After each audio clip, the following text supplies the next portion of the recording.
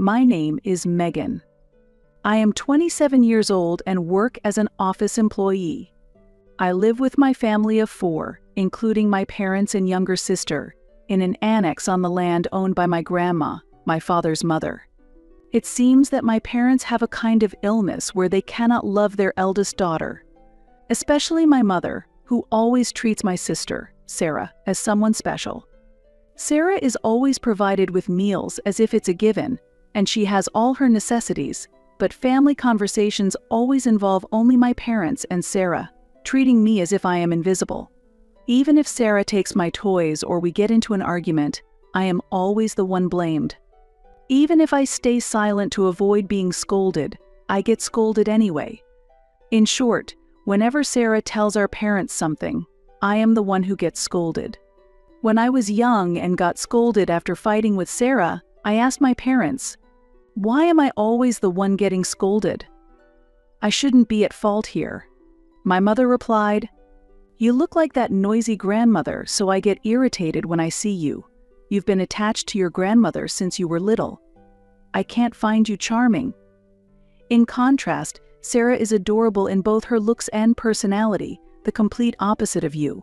Looking like grandma was not my fault, and the reason I was so attached to her was because my mother often left me with grandma so she could fool around. I was too scared to argue back? When I couldn't bear my parents' pressure, I usually escaped to grandma's house on the property to refresh my emotions. Grandma sensed my state and welcomed me warmly. "Megan, when you want to cry, don't hesitate to cry," she encouraged me and promised, "Tell grandma anything. And I won't tell anyone else," so I prefaced with, "This is a secret from my parents," and confided about what happens at home. Grandma suggested that I come and live with her, but the thought of being completely forgotten by my family terrified me, so I refused her offer.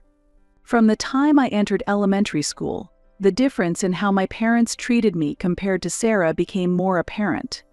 My position increasingly started to resemble Cinderella's, waking up early every morning to take out the trash, doing the laundry and putting it out to dry before going to school became my routine. When I moved on to middle school, cleaning and preparing dinner were also added to my chores, and my own time was reduced to just about 2 hours a day. Because I wanted to concentrate on my studies, I often went to grandma's house. When I returned home, the family meal was already over, and cleaning up after dinner awaited me.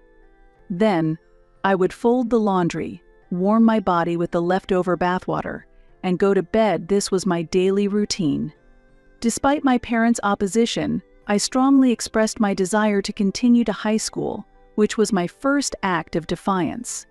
Sarah was receiving an expensive private education from middle to high school, and I understand that her education cost a lot. But my parents' opposition to my education seemed not for financial reasons, but because they believed, "You don't need education. You have nothing in terms of looks or talent, so you have to make a living with your physical strength. Physical strength is your only strength, so you don't need education. We don't need anything else because we have Sarah for looks and brains, so you just work and earn money." However, I loved learning. While Sarah played with toys and games, I was not given any and instead spent my time in grandma's well-stocked library, where reading became a great joy. That library later became my room, where I could study in peace, and my grades were always good. Despite having high schools and universities I wanted to attend, my parents forced me to work right after graduating from middle school. I had a dream I couldn't give up, so I took out the report cards I had hidden at grandma's house and showed them to my parents. Then I pleaded, "I don't mind going to a public high school, but I want to go to school. I also want to go to university and get a qualification that leads to a future. I'm sure I'll earn more after graduating from university than if I start working now." My parents were surprised by my good grades, showing interest in my report cards since elementary school. Sarah, who was there, saw my report cards and tore them up. Then, she said, "There's no way someone like you could be so excellent. You must have falsified the report cards to make it look like high scores. It's sneaky to use such tricks to deceive mother and father into letting you go to high school." I argued, "I didn't falsify the report cards. These are the real scores." But Sarah countered, "Then why did you have to hide them at Grandma's house and act sneakily? If you were upfront, you should have shown them to Father and Mother every year." "Dad, Mom, don't be deceived by her. She just doesn't want to work and wants to go to high school." My parents instantly showed an angry expression and said, "What a terrible child. Trying to deceive your own parents. You're not even close to Sarah in looks or grades. And you try to draw our sympathy with such methods. I'm worried about your future. Planning to become a fraudster or a criminal? I'm really disappointed. As soon as you graduate from middle school, find a job, and as a punishment, you'll also take care of breakfast preparation." I reached my limit, picked up the torn report cards from the trash, and hurried to Grandma's house. When I arrived at Grandma's house, she seemed to sense something and was waiting at the entrance. I confided to Grandma at the entrance, "Grandma, I might not be able to hold back my tears," and tears began to overflow. Grandma gently hugged me, sat me on the living room sofa, and quietly patted my back until I stopped crying. "It's best to cry when you want to cry. Tears flush out stress hormones, so don't hold back and cry until your heart clears." I cried my heart out. It was a mix of frustration, sadness, and despair. After I stopped crying, as Grandma said, my heart felt clearer, and I somehow felt better. "Grandma, I'll give up on school and work to save money and then go to school.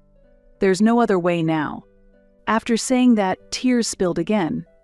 Then Grandma said, "I also held back because my parents were around, but I've decided not to give up anymore. So Megan, don't give up either." Surprised by her words, I stared at Grandma. Grandma said, "Come on," took my hand, and walked with me back to the house where my parents and Sarah were waiting. When we arrived at the house, my father came out to greet us. Grandma directly confronted my father at the entrance. "Have you never considered Megan's feelings, making her suffer so much? Why can't you cherish Megan?" My father hurriedly took us outside and explained, "Mom, I don't hate Megan. But it's scary because my wife gets upset and becomes uncontrollable and abusive. I thought it was fine because Megan has always done as my wife said." "Why do you say that? Are you tormenting Megan together because your wife is terrifying? Didn't you feel anything even though Megan was suffering?" My father fell silent, hanging his head without looking up, so Grandma started walking back to the entrance again. At that moment, my father began to panic and said, "Mom, I understand. That's enough. Please stop telling my wife. We'll let Megan go to high school and university." "Can you really convince Diane?" "If it's a lie, I'll kick out everyone but Megan from this house." Grandma said this, and my father, intimidated, responded, "Yes, I understand. I'll manage somehow." As Grandma left, she told me, "If there's any problem, come here right away." My father was afraid of Grandma, not because she was frightening, but because he struggled with women who asserted themselves strongly. No matter what my mother or Sarah did to me, he ingratiated himself with my mother and behaved in a way to avoid being criticized himself. It's pathetic that such a powerless man was my father. After Grandma left, my father stayed outside for a while, lost in thought, before finally saying to me, "Let's go inside," and we entered the house, heading to the living room where my mother and Sarah were. Mom said at the entrance that we should let Megan go to school, my father reported. I declared that I wouldn't let a liar go to school, but then Grandma said she would pay for the tuition, so let her go to school. What he had been thinking about in front of the house was such a fabricated story. I could barely suppress my laughter. My mother reacted, saying, "There's no need to send a child who lies to school." I said the same, but if we don't let her, we have to leave this land. After all, this land and house originally belonged to Grandma's grandfather, and she inherited it, he replied. So that's why we should leave? That's blackmail, isn't it? Because we're living in this great house for free, we have to do as told. What a cunning old woman. While they grudgingly agreed to let me go to school, my parents spoke these words. My father was good at coming up with such self-preserving lies and making others believe them. He was a pathetic father, but thanks to this lie, I was able to go to school, so I guess it's fine.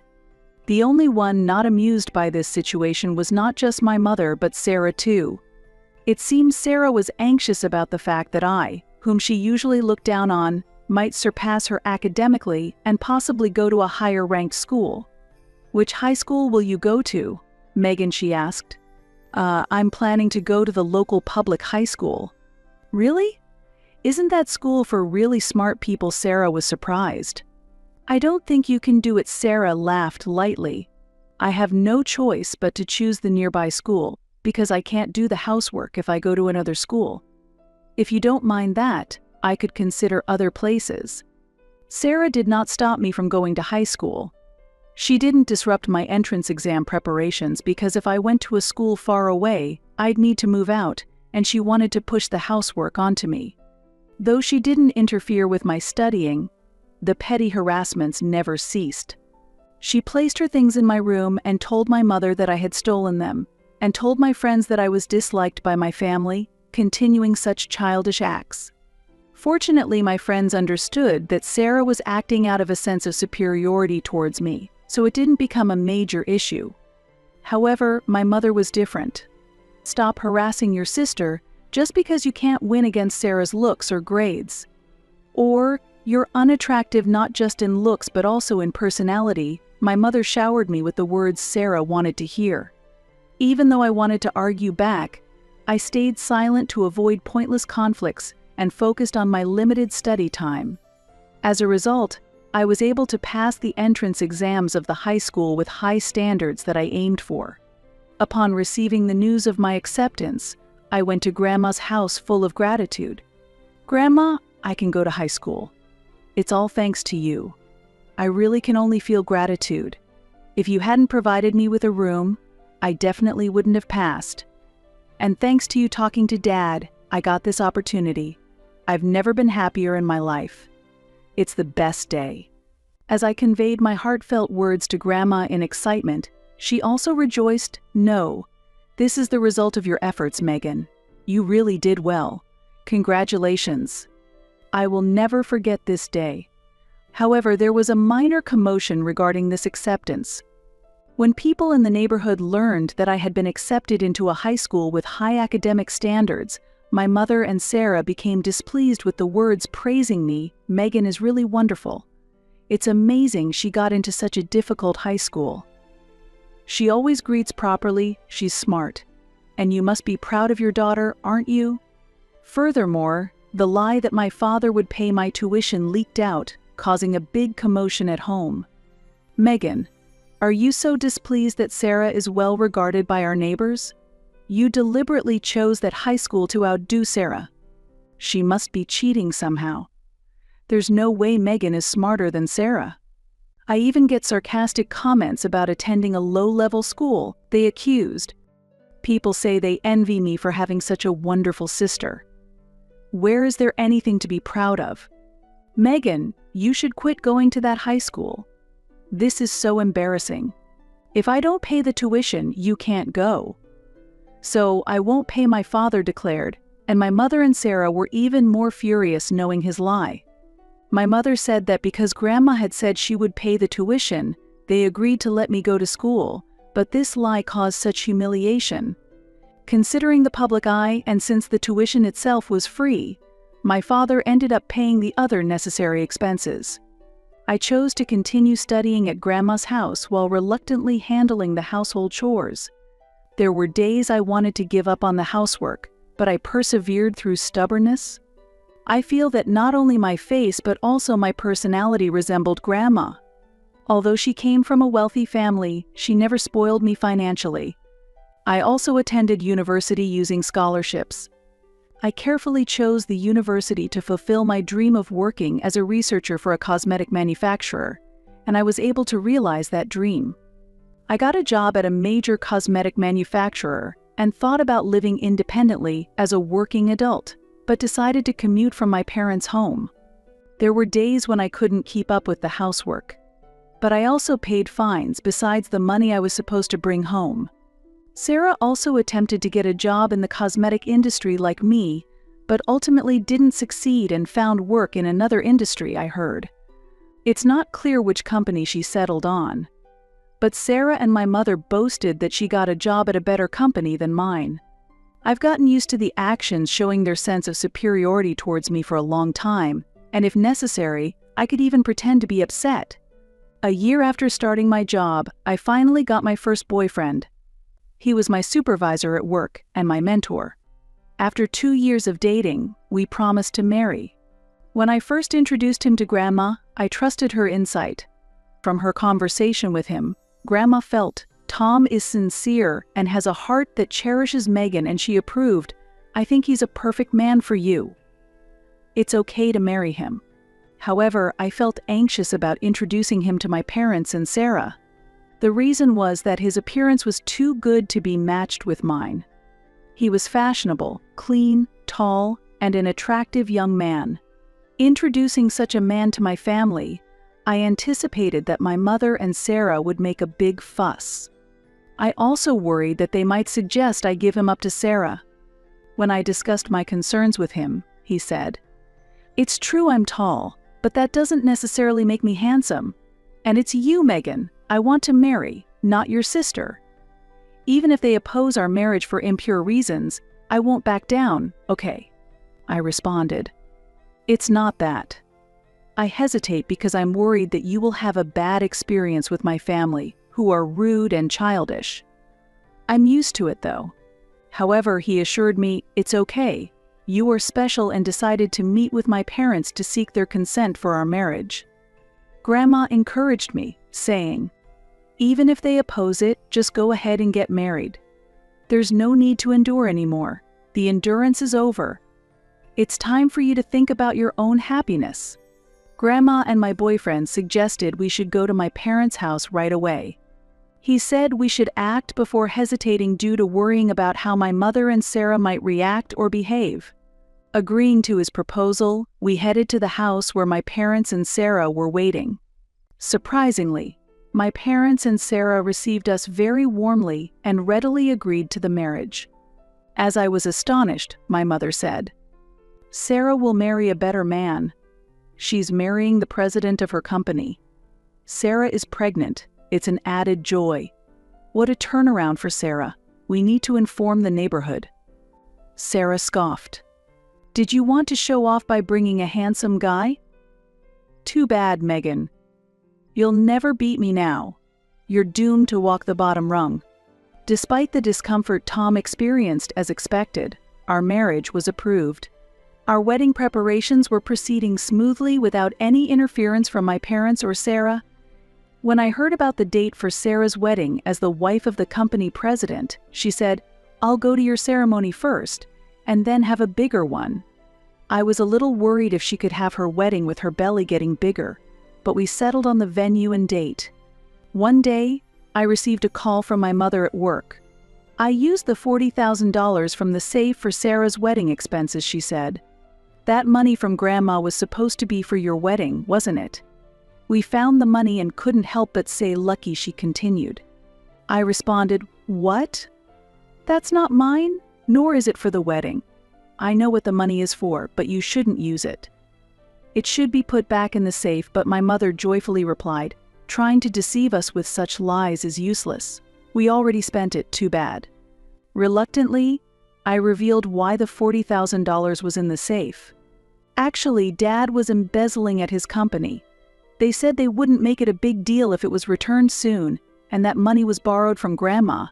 Dad had no savings and begged Grandma in tears for a loan. "Really? Is that true?" asked Dad directly. "I don't know more than that." After ending the call and sighing as I put away my phone, it rang again. I thought it was my mother, but this time it was from Grandma. "I need to talk to you. Come to the house," she said. I was supposed to have dinner with Tom, but we changed plans and headed to Grandma's house together. Upon arrival, the usually gentle Grandma was angry. At first, I thought she was angry because my mother and Sarah had stolen the money from the safe, but the real reason was different. Sarah's company was actually introduced by Grandma at Father's request, and that company had a close relationship with Grandma's family since her father's time. The current president of the company was married but had been caught having an affair with Sarah, and the chairman, the president's father, contacted Grandma. Moreover, the president's wife's parents were old acquaintances of Grandma, and they also brought information. Seeing Grandma angry and panicking, a rare occurrence, I knew she called me because she was aware of the situation. After calming Grandma, Tom and I asked my parents and Sarah to come to Grandma's house. Grandma had them sit in the living room and confronted them with a stern face unlike her usual self. They noticed something was wrong with Grandma and sat down as told. "Sarah, is it true that you are having an affair with the president of the company I introduced you to?" Grandma asked. Sarah answered lightly. "Well, he said he's getting a divorce. He's still married, though." Grandma trembled with her hands, and I continued the conversation. The chairman of the company where Sarah worked and the wife of the president, who Sarah had an affair with, were old friends of Grandma, and I conveyed how Sarah had tarnished Grandma's reputation with her relationship with the president. Hearing this, my mother retorted, "Mother-in-law, that issue has been settled with a compensation payment. By marrying the president, Sarah will strengthen the company's ties. Isn't that a good thing for you? It's natural that the president chose not to pick his wife because Sarah is attractive. What's the problem?" At this, my father was shocked and asked, "Did you really have the money to pay such compensation?" My mother revealed, "I used the $40,000 from the safe to pay the president's wife," and upon hearing this, my father turned pale and lost his words, crying, "What an arbitrary thing to do." My mother, with a pale face, asked me, "Wait, is that embezzlement story you told true?" I affirmed with certainty, "It's true." Hearing this fact, my father shouted at my mother in anger, "I'll divorce you. This is the end of my life." This was a level of anger I had never seen in my father before, causing my mother and Sarah to tremble. Grandma regained her composure and quietly but firmly told my parents and Sarah, "I will never have anything to do with you again. Get out of that house. I'm giving it to Megan, so leave as soon as possible." At her words, my father desperately pleaded with Grandma, "Please help me. Lend me some money." But Grandma sternly refused. "I'm cutting ties with you here. I've already spoken to a lawyer to pass my estate to Megan. I never want to see your faces again. Don't come to my funeral," and coldly watched as my parents and Sarah left the house. Afterward, Grandma left everything to a lawyer, and somehow my parents and Sarah were made to leave the house they were familiar with on Grandma's property. Father was arrested due to the embezzlement, and after the divorce, my mother returned to her family home, where there was no place for her because her brother and his wife were already living there. Sarah, left alone after the president and his wife reconciled, lives in a small apartment and continues to work part-time at a grocery store even as her due date approaches. I plan to live in the family home inherited from Grandma after getting married. Like Cinderella, who finally grasped happiness in the end, I am savoring that fate.